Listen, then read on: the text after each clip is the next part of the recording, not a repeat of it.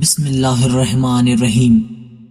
اللہ کے نزدیک ہر کام کا اجر طے کیا گیا ہے، اور جب عورتیں گھر کے کام میں مصروف ہوتی ہیں اللہ نے ان کے لیے اجر رکھا ہے۔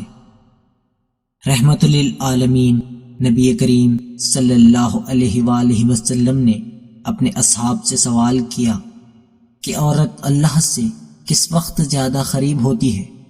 ان میں سے کسی سے اس سوال کا مناسب جواب نہ مل سکا۔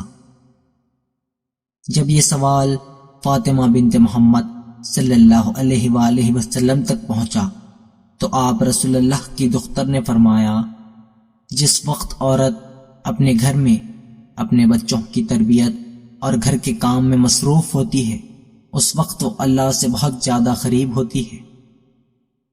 اور رسول اللہ صلی اللہ علیہ وآلہ وسلم نے فرمایا، میری بیٹی فاطمہ میرا حصہ ہے، جزاک اللہ الخیر۔